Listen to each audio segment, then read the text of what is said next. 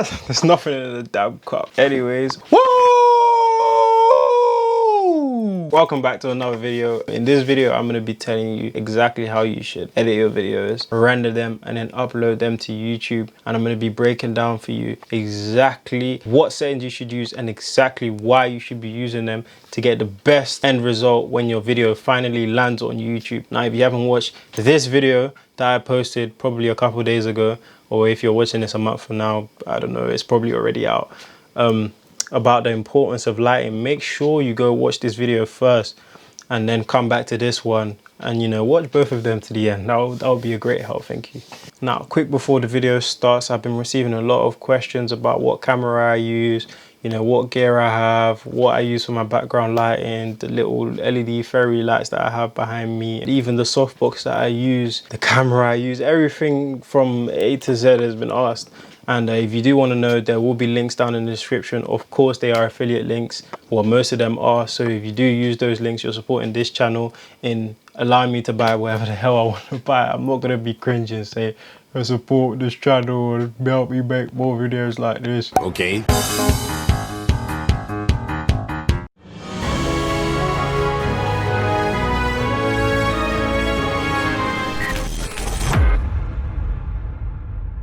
What settings should you be editing your videos in? Now, general rule of thumb, you should be editing your videos in the same resolution, the same frames per second, pretty much the same settings you recorded your video in. So it just prevents most hiccups that you're gonna have when recording. You know, you can try and edit a video that was recorded in 60 frames per second in a 25 or 24 frames per second timeline or sequence, depending on, you know, what editing software you use. Recently, nowadays, they just adapt your footage by deleting or adding frames to allow it to fit in the timeline that is not the frames per second for that clip. Now, the problem with doing this is sometimes you can introduce like jitters, and for someone who has a trained eye for stuff like that, like me, I notice those tiny micro jitters. It can literally be on screen for like 1 or 2 frames and I will notice it. But general rule of thumb, edit your videos in the settings you recorded your videos in. Now, in terms of rendering your video, there's a reason why you would want to render your videos to 4K and why I do that, even if I record at 1080p.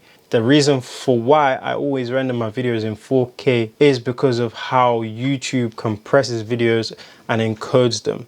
Now, YouTube has millions and millions of videos uploaded every single day, right? And they need to compress videos that are this size into this size so it can fit through. Let's say this is YouTube, this is a household, there's a bandwidth. And when they reduce a video from this size to this size, they can get that video from their server through the bandwidth to a household. So they need to do that for millions of videos. So that means YouTube is heavily going to compress your videos if you don't do what I told you to do in this video. So make sure you watch till the end if you want to know. That leads me on to the second part of, you know, what you should do when you're rendering your video. So that is processing your video. Once you finish editing, just processing everything into the final MP4, MOV, whatever file format you export as. You know, you will want to render it to 4K because there are 2 encoders that YouTube uses.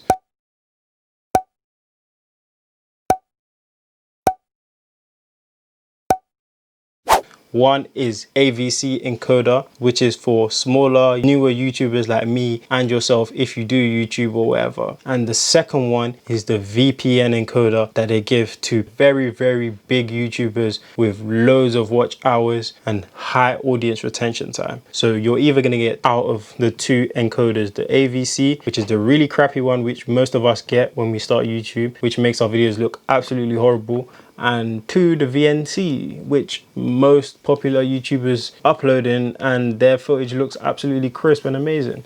Let me show you how to check if your video is AVC. If you go onto YouTube and let's say you search up your channel or anybody's channel and you go on their video, click one of their videos, you right click the video, and once you right click the video, you hit stats for nerds. Now you're gonna see that it says right here if the video is AVC or VPN. This video is AVC. Now if I go onto a video on my channel, another one, right click and I click stats for nerds, you can see that this one is VPN. Now the reason why is I upscaled that video to 4K when I was rendering the video. And if you look at this table that shows you what gives you VPN encoding, you will see that if you upload a video to YouTube in 1440p or 4K, you're automatically gonna get the VPN encoding. And this is more efficient. It looks much better. Easily 2 to 3 times better than the AVC encoding. Now, the other reason we would want to upscale our footage to 4K and upload to YouTube in 4K is because if we hop into the recommended video bit rates for uploads on the Google or YouTube help page, we can see 4K resolution at 48 to 60 frames per second will allow you to have 53 to 68 megabits per second. Now quickly, what is megabits per second? If you don't know, megabits per second refers to the amount of information in each pixel your camera records each second. So the higher the megabits per second, the higher quality your video is. Why it's important is if you upload in 4K, it allows you to have that 56 to 68 megabits per second if your video is 48 to 60 frames per second, and you get 35 to 45 megabits per second if it's recorded at 4K between 24 to 30 frames per second. Now, if you was to just upload your video in 1080p, you can see here that you only get 8 megabits per second if you upload a video between 24 and 30 frames per second. And the other higher frames per second, you only get 12 megabits per second. That is a huge decrease in quality. So it is important to upscale your video to 4K, upload it to YouTube, even if you've recorded in 1080p. Now, if you look at the 720p settings, it gets reduced even further to 5 megabits per second and 7.5 megabits per second for higher frame rates. And you know, this is it's starting to get awful at this point. Like, your camera's probably going to record natively. Let's say you're using a back camera 1080p at 20 megabits per second. So if it's really reducing your quality all the way down to 12, or let's say 8, because you might be recording at 24 or 25 frames per second, is going to be heavily detrimenting the quality of your videos. And because 20 megabits per second isn't necessarily large by any means, your camera can probably record at 100 or 120 megabits per second.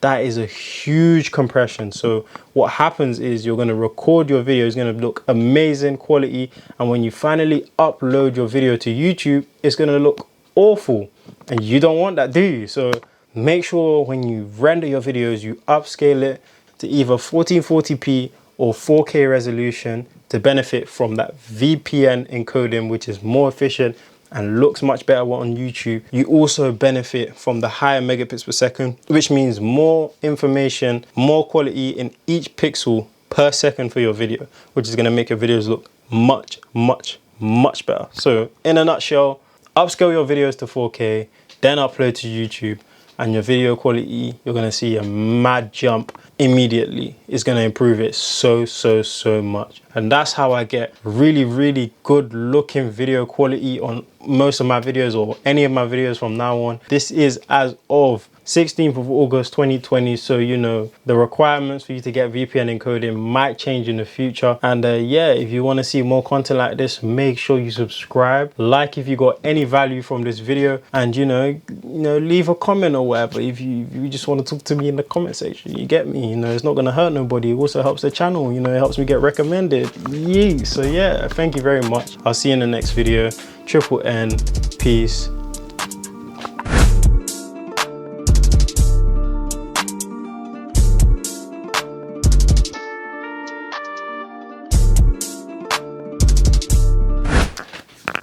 Now I just want to say, I appreciate you for watching the video all the way to the end. It's really nice to have people like you who watch the video all the way through the end. And you know, I wish I could reward you with an extra video, but you know, I'm only recording these 2 videos tonight. That means no unlisted video in the description like the last one. And the next video will be up in the next couple days. I don't know if it's going to be a YouTube tip, a vlog, or whatever the hell I want to post and I'm feeling like posting, but whatever it is, I know you're going to be there because you watched this whole video, you enjoy me, you enjoy my personality, you enjoy my value, you enjoy what I bring to YouTube, and I fuck with you, you fuck with me. I appreciate you, you appreciate me, and I'll see you in the next video. Peace out.